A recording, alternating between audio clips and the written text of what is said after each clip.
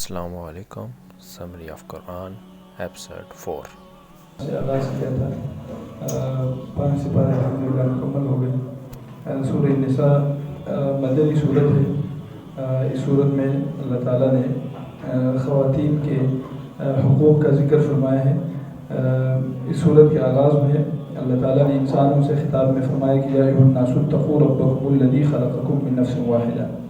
اے لوگوں اس رب سے ڈرو جس نے تمہیں ایک انسانیت سے، ایک انسان سے، آدم علیہ السلام سے پیدا فرمایا ہے. یہ جو آیت ہے سورہ نساء کی جو پہلی آیت ہے، یہ عام طور پر ہم سنتے ہیں نکاح کے خطبے میں بھی یہ آیت پڑھی جاتی ہے.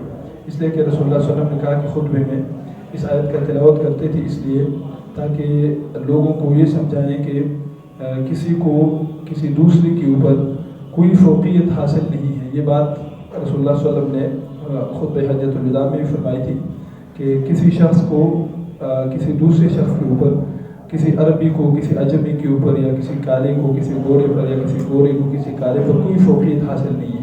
اسلام نے فرمایا کہ اگر فوقیت ہے بھی تو تقوی کی بنیاد پر ہے. اگر کوئی متقی ہے، پرہیزگار ہے، تو اللہ تعالیٰ اسے جنت میں داخل فرمائے گا. اور اگر کوئی پرہیزگار نہیں ہے، کوئی بھی ہو، اس کا قوم قبیلہ، جیسے اللہ تعالیٰ نے قرآن میں فرمایا ابو لہب ہے، ابو لہب کا تعلق رسول اللہ صلی اللہ علیہ وسلم کے خاندان سے ہے، لیکن جب اس کا عمل درست نہیں ہے تو اللہ تعالیٰ نے فرمایا کہ عربی ہونے اور اسی طرح رسول اللہ صلی اللہ علیہ وسلم کے رشتہ دار ہونے کی حیثیت سے اللہ تعالیٰ نے اسے نہیں بچایا کہ یہ رسول اللہ صلی اللہ علیہ وسلم کا رشتہ دار ہے یا عربی ہے.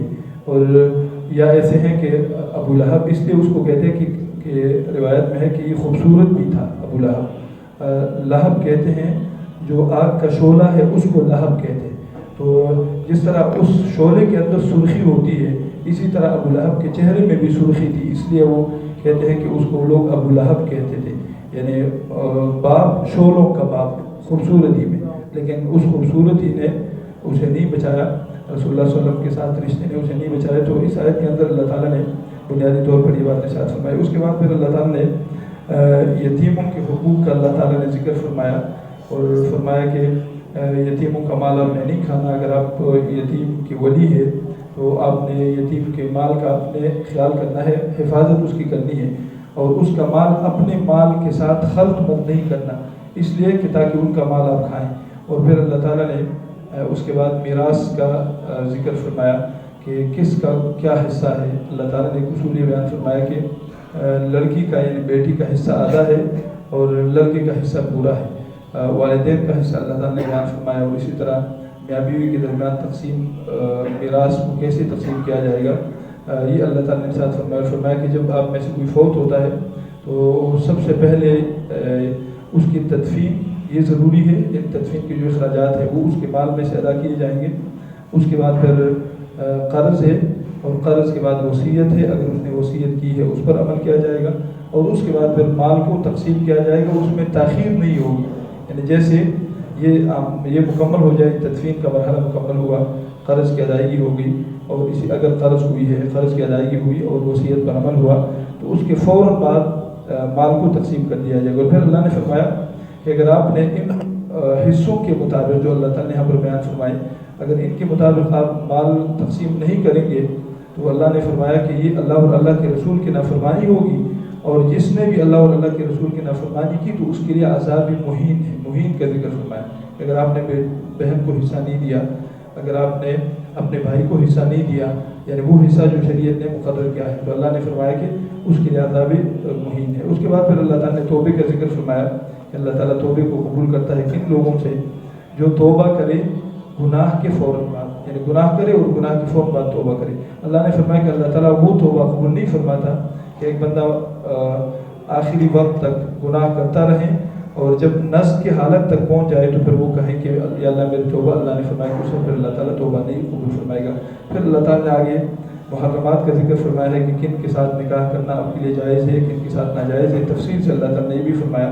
اور پھر اللہ تعالیٰ نے فرمایا کہ مردوں کے بارے میں کہ الرجال قوامون علی النساء، کہ اللہ تعالیٰ نے مرد کو نگہبان بنایا ہے. نگران، مرد نگران ہے گھر کا.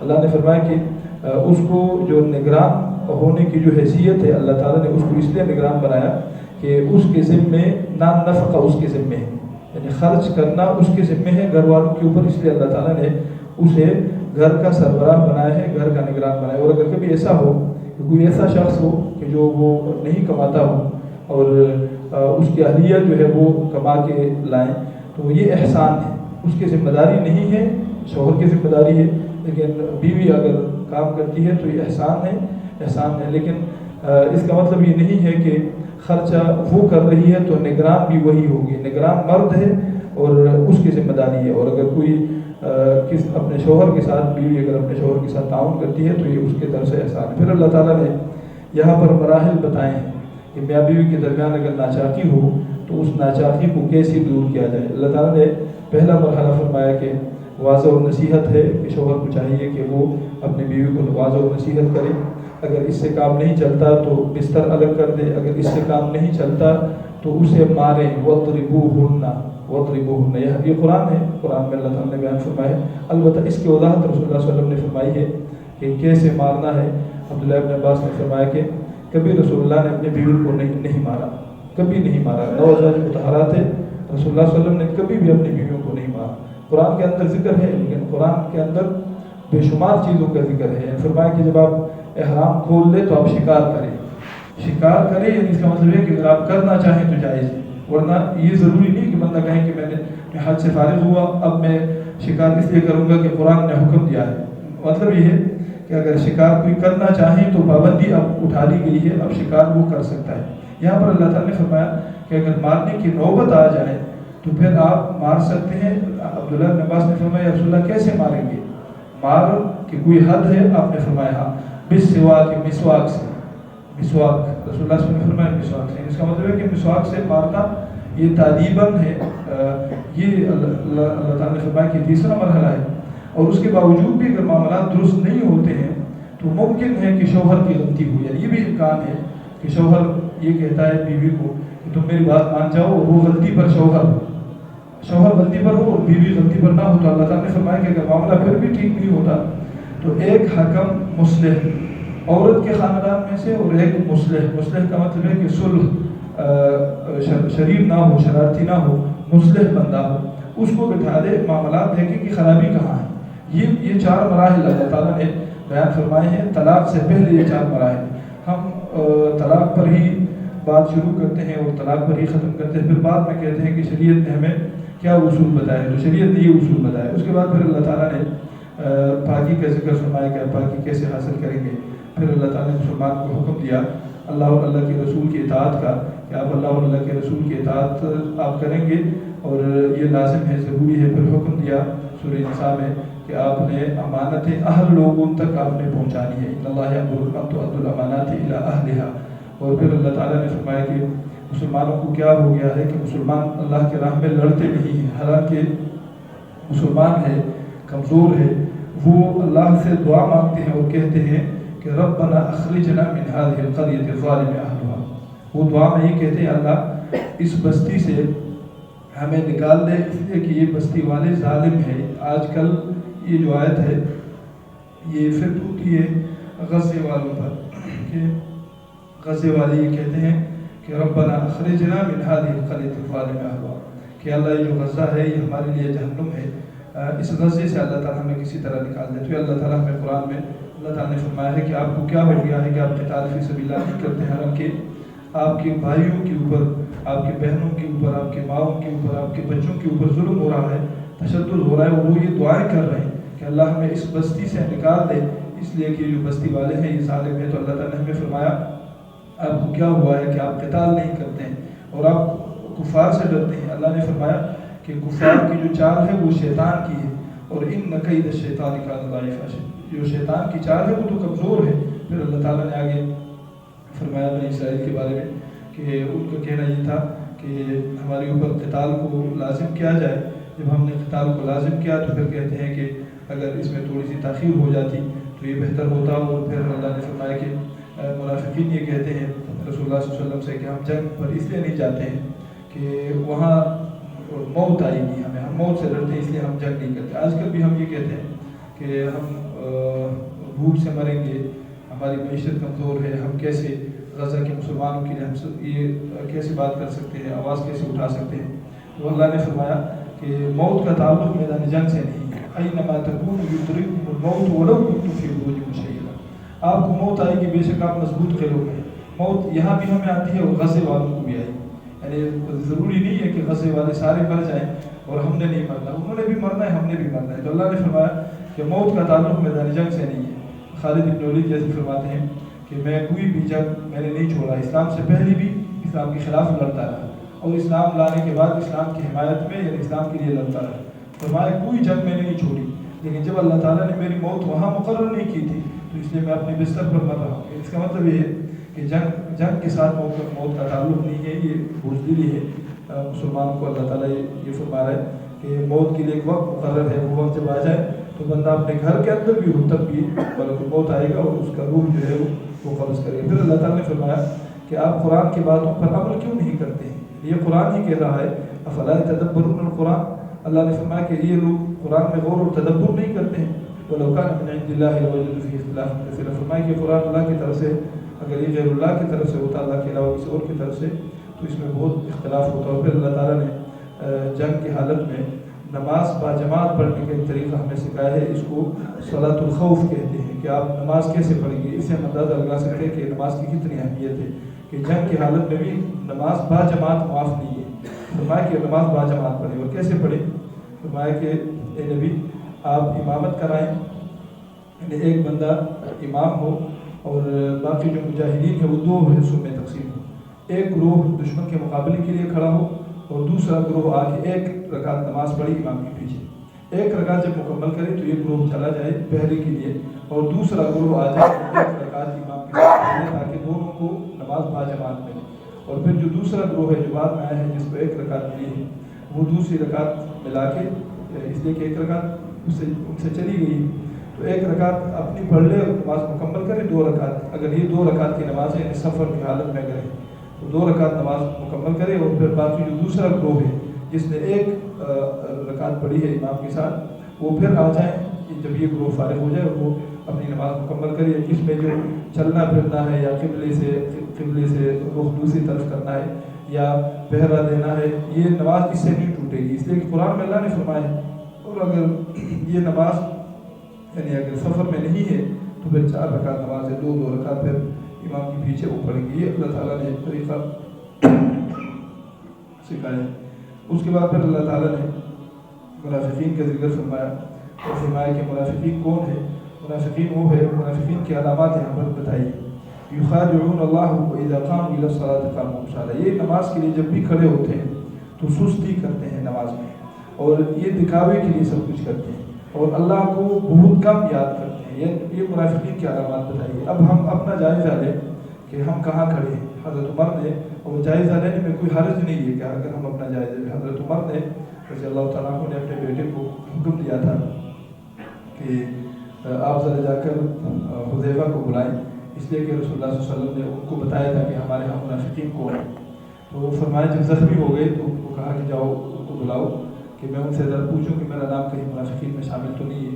حضرت عمر فرماتے ہیں رضی اللہ تعالیٰ کو، وہ شخصیت کہ جن کے بارے میں رسول اللہ نے فرمایا تھا کہ کوئی نبی میرے بعد ہوتا تو حضرت عمر ہوتے.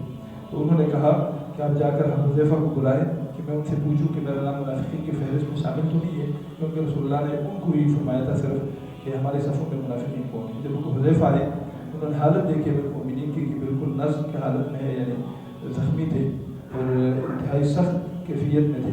انہوں نے فرمایا کہ امیر المومنین مجھے رسول اللہ نے منع فرمایا ہے لیکن آپ کا نام شامل نہیں ہے. اس لیے کہ انہوں نے ان کی حالت دیکھی کہ مجھے رسول اللہ نے فرمایا تھا کہ آپ نے کسی کو بتانا نہیں ہے، لیکن میں مزید تفصیل نہیں بتا سکتا ہوں، البتہ اتنا ہے کہ آپ کا نام اس میں شامل نہیں. حضرت عمر نے پھر بھی وصیت کی عبداللہ کو. عبداللہ بہت بڑے عالم ہیں، حضرت عمر کے بیٹے عبداللہ ابن عمر. ان کو وصیت کی کہ بیٹا آپ نے میرے جنازے میں دیکھنا ہے کہ جنازے میں اگر حذیفہ شریک ہوا اس کا مطلب ہے کہ میرا نام شامل نہیں ہوگا، اور اگر حذیفہ شریک نہ ہوا اس کا مطلب ہے کہ میرا نام منافقین کی فہرست میں شامل ہوگا. یعنی اس کا مطلب ہے کہ ہم اپنا جائزہ روز لے لیں. اور یہ نفاق ایسی چیز نہیں ہے کہ بندہ اس گروپ میں مسلمانوں کے گروپ میں ہے تو کبھی منافق نہیں بن سکتا، یا منافقین کے گروپ میں ہے تو کبھی اس طرف نہیں آ سکتا. یہ کیفیت کا نام ہے. اور انسان کسی بھی وقت، یعنی آج ہم ٹھیک ہے، ہو سکتا ہے کہ کل ہمارے اندر کوئی ایسی چیز آ جائے، اس لیے अपना जायज़ा लेना इन अलामात को देखते हुए बहुत ज़रूरी है कि हम कहाँ करें कि हम जब नमाज़ पढ़ते हैं तो हम शौक़ के साथ पढ़ते हैं। अगर शौक़ है और हम ये कहें कि और हमारे और रब के दरमियान गुफ्तगू है फिर तो ठीक है। अगर शौक़ नहीं है बोझ समझ कर पढ़ते हैं तो फिर हमें इस पर गौर करना होगा। और इसी तरह अगर हम कोई नेक अमल करते हैं तो दिखावे के लिए अगर करते हैं इसका मतलब ये है कि उस पर हमें गौर करना होगा। और अगर हम अल्लाह को कम याद करते हैं, ज़्यादा याद नहीं करते, और याद करने से मुराद सुभान अल्लाह अल्हम्दुलिल्लाह नहीं है, याद करने से मुराद ये है कि बंदा गुनाह नहीं कर रहा इसलिए कि वो ये समझ रहा है कि मेरा रब मुझे देख रहा है, तो उसे अल्लाह याद है। और एक बंदा अगर सुभान अल्लाह अल्हम्दुलिल्लाह अल्लाहु अकबर भी पढ़ता है, ज़ुबान के ऊपर ये कलिमात लाता है, वो झूठ बोलता है, धोखा देता है, बददियानती करता है, ख़यानत करता है, इसका मतलब है कि वो अल्लाह याद नहीं कर रहा। अल्लाह ताला को याद करने का मतलब ये है कि हम गुनाह से बचने की हम कोशिश करें। तो फरमाया कि मुज़ब्ज़बीन बैन ज़ालिका ला इलाहा उल्लाई व ला इलाहा उल्ला, ऐसे लोग न मुसलमानों के ग्रुप में है और न कुफ़ार के ग्रुप में है, ये बैन बैन है। और अल्लाह ने फरमाया कि जो दरमियानी रास्ता है ये अल्लाह ताला को पसंद नहीं है। और इन्नल मुनाफ़िक़ीन फ़ी दर्किल अस्फ़ली मिनन नार, फिर फरमाया कि सबसे जो निचला हिस्सा है जहन्नम का वो मुनाफ़िक़ीन के लिए। और आखिर में फरमाया कि अल्लाह ताला कभी भी आपको अज़ाब नहीं देगा अगर आप शुक्र अदा करेंगे। मा यफ़अलुल्लाहु बिअज़ाबिकुम, अगर आप शुक्र अदा करेंगे तो अल्लाह ताला अज़ाब नहीं देगा। और शुक्र इंसान कब अदा कर सकता है, जब बंदा अपना मुआज़ना दूसरों के साथ ना करे। और जब हम मुआज़ने पर आ जाए, मुआज़ने पर, तो इंसान की फितरत ही है कि इंसान उसी चीज़ के लिए कोसता है जो उसके पास ना हो। यानी जो चीज़ नहीं है हम कहते हैं कि देखिए उसके पास सब कुछ है, मेरे पास कोई चीज़ नहीं है, इसलिए कि जो ना हो इंसान वही उसी का एहसास करता है। इसलिए रसूलुल्लाह ने फरमाया कि आप मुआज़ना ना करें, हर हाल में अल्लाह का शुक्र अदा करें। और अगर आप मुआज़ना करना चाहें, शैतान आपको मजबूर करे, तो उनके साथ करें जो आपसे कमतर है, जो आपसे कमतर है, फिर आपके दिल में शुक्र का जज्बा जो है वो पैदा होगा। अल्लाह ने फरमाया अगर आप शुक्र अदा करेंगे और ईमान लाएंगे, ईमान का जिक्र मुफस्सिरीन यहाँ कहते हैं कि ईमान का जिक्र बाद में किया और शुक्र का जिक्र पहले किया। तो इसका मतलब ये है कि अगर जो शुक्र अदा करता है तो वो वही पक्का मोमिन है। अगर एक बंदा नाशुक्री करता है तो नाशुक्री और कुफर ये करीब है। इसलिए फरमाया कि अगर आप शुक्र अदा करते हैं और ईमान लाते हैं तो अल्लाह ताला कदरदान है, शाकिरन अलीमा, यानी कदरदान है, आपके शुक्र का अल्लाह ताला कदर करेगा, यानी ज़्यादा अता फरमाएगा। लेकिन शुक्रतुम लाज़ीदन्नकुम, फरमाया जो शुक्र अदा करता है उसको मैं मज़ीद अता करता हूँ। अल्लाह ताला से दुआ है कि अल्लाह